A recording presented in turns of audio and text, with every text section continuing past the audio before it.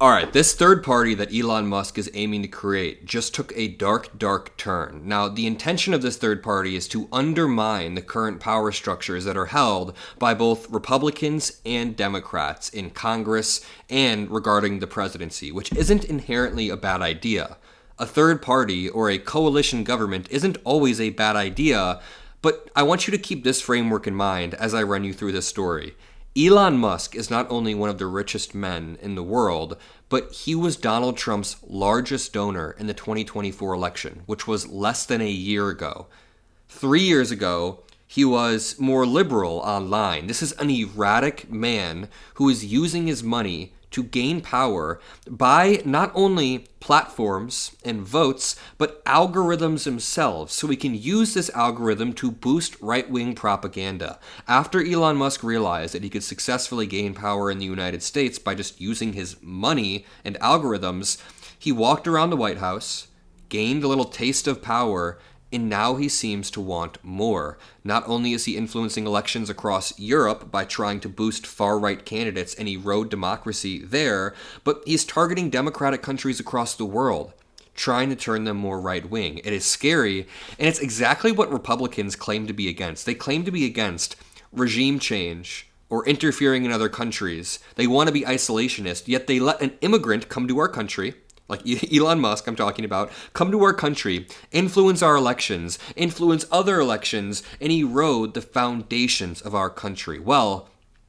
it has now gone a step further. As Elon Musk tries to create this new America party, he's consulting far-right thinkers who want to turn the country into what they call a, quote, CEO dictatorship. And this isn't just like a small threat. Curtis Yarvin, who Elon Musk consulted on the third party, has expressed his support for a monarchy along with provocative ideas about race, to say the least, which we will break down. But he's grown a lot of power. J.D. Vance has cited him. Charlie Kirk has talked to him, which we will talk about in just one moment. Look at this guy. That's Curtis Yarvin on the right. He looks just creepy in and of itself, but let's attack his actual ideas because I find them to be weak, played out. I'm going to study them more so we can thoroughly debunk them. But when Elon Musk is attracted to somebody who is just saying, I want a CEO dictatorship, I feel like it's not a good sign for the health of democracy. Can we just start off with this article before we dig into all of this? Can we just start off with this article? After federal workforce cuts, the new Doge chief says that we need to hire.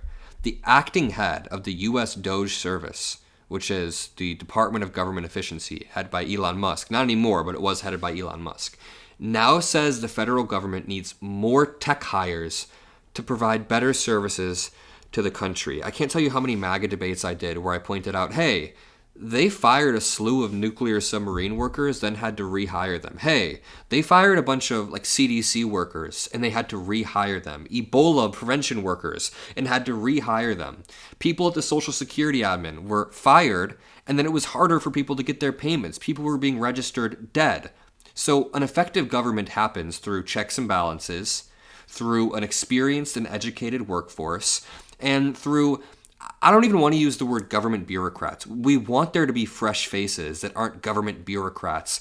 But there is something to be said about experience in the government. For example, the quote-unquote bureaucrat who was the BLS commissioner, the Bureau of Labor Statistics commissioner that Trump fired for no reason, fired randomly, she was experienced due to her decades of work. This is experience that we need in high-stress situations like that. So now that I've showed you that Doge has failed so hard, they lost us money. They succeeded in some respects because Elon Musk did get the data he was looking for. But when we look at their publicly stated mission statement, what was it? What was their mission statement? To reduce the government spending by $2 trillion. Then it was $1 trillion. Then it was $500 billion. And they kept reducing it. They didn't even get $10 billion. I mean, there are arguments that they lost money. So Doge is BS. Doge backfired. The Trump administration has been focused on slashing the federal workforce over the past 6 months. I just remembered the unemployment numbers that I'm talking about, the job numbers that keep coming in very, very poorly, which is not good, that will only be increased by the firing of these federal workers who are soon going to be leaving. Remember, they had 6 to 9 months to leave.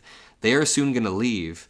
and it's going to get much, much worse. But thankfully, we have thinkers like Elon Musk and creepy old Curtis Yarvin. Before we break down this article about Elon Musk consulting Curtis Yarvin, let's take a fair shot at his ideology. Let's take a look at this debate that he just did for Open to Debate. And the title is, Should the U.S. be ruled by a CEO dictator? I can't believe we're at this point. But just think about the words CEO dictator. I feel like that really, really appealed to Elon Musk, who prides himself as being a CEO who has held power in a lot of companies, who then got a taste of power by walking through the White House with Donald Trump, who then lost that power, is trying to use his money to regain that power, and who is falling down far right-wing rabbit holes on Twitter. His whole Twitter feed is just posting about immigration in Europe, how we need to elect far-right leaders in Europe, how low birth rates are the number one threat to the West, followed by migration. Dude, you're an immigrant yourself. It's all insanity, and Elon Musk is going farther and farther down the right-wing rabbit hole. I know you think that's not possible, but it is. He's going farther and farther down the right-wing rabbit hole, and it's getting to a point where he's talking to Curtis Yarvin. So before we break this down, all that I ask is that you double-check to make sure you're subscribed to the Adam Mockler feed. And the reality is, a lot of people who watch say, I've watched your videos every week, and I just realized that I was never subscribed. Glad to be now. I appreciate all of you guys for subscribing. But the reality is, with Curtis Yarvin, he's kind of deluded. He starts off here by saying that the average person can't really comprehend his idea, which is indicative of most people being small-minded in this day and age. I'm going to let him take it off. I think it's sort of a sign of, in a way, how far away from reality the mass mind of the 21st century is. And I'd like to explain that by simply starting, and this may sound a little bit nerdy, but if you replace government with X, and you say the question is, should X, where X is not X the company, but yes, also X the company, well, where X is any endeavor requiring the cooperation of a large or even small number of people. And the question is, should this group of people who are trying to get something done be coordinated by a single central organization or a central structure? The answer is almost always yes. And so, for example, you probably have an iPhone or a clone iPhone.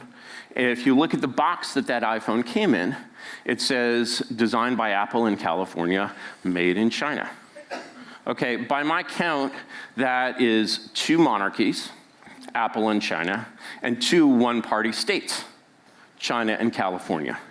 Now, if we look at the difference between how the organizations of China and California, both of which are sort of governing structures, operate, we see very clearly that the government of California, the organization of Sacramento, could never have created the iPhone. Imagine Caltrans, the California Department of Transportation, being asked to create an electric car. This idea is absurd, it is preposterous, it is out of reality.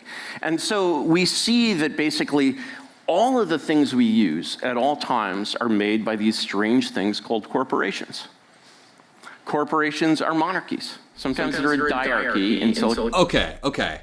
I want to knock some of these points down, and I'm going to do a more thorough analysis of Curtis Yarvin's worldview, because I believe that when worldviews like this are growing and people are actually paying attention to them, they need to be thoroughly debunked rather than ignored. So we are going to debunk it here, and I'm going to do more research as time goes on.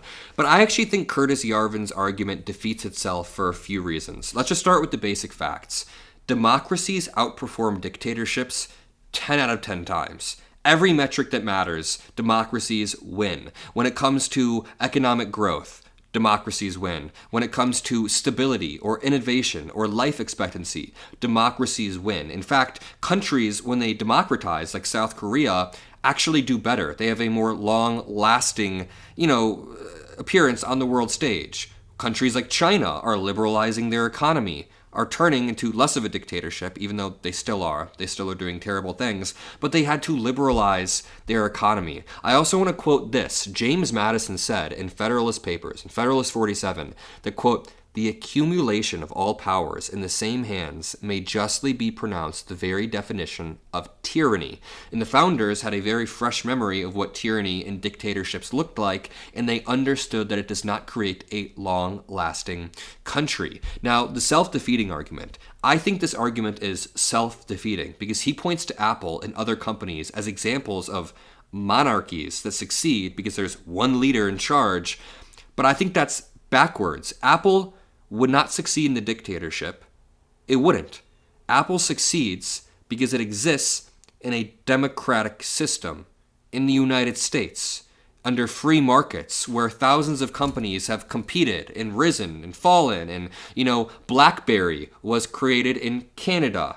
And then the iPhone was released and it began to actually take over what BlackBerry was creating. So competition is good. The innovation doesn't come from one CEO ruling forever, or else this iPhone that I have in my hand would still be a BlackBerry. Innovation comes because Apple has to fight Samsung, Microsoft, Google, at one point BlackBerry, but that's kind of over.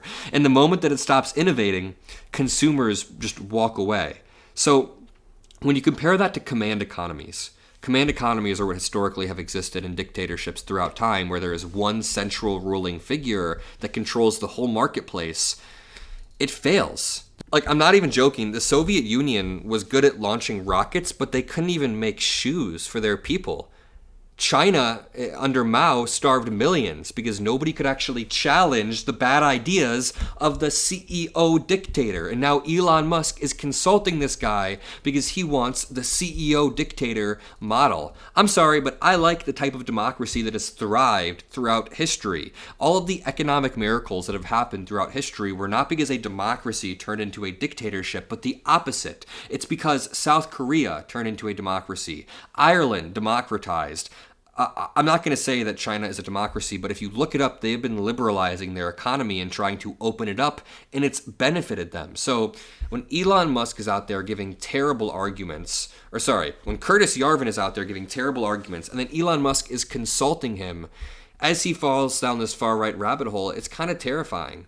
But don't worry, at least Charlie Kirk is giving Curtis Yarvin a platform and not pushing back thoroughly. This sort of great imbalance, or this usurpation of the legislative and judicial branches over the executive branch, which has become the Democratic branch with a small d, and thus has been rendered utterly toothless in the sense that the president himself has power over the government.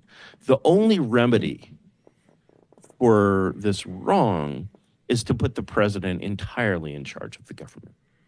And that essentially means that the executive branch, far from being checked and balanced in a way that does not work and has left the executive branch not checked and balanced, but simply hogtied and held hostage, is to render the executive branch completely unilateral.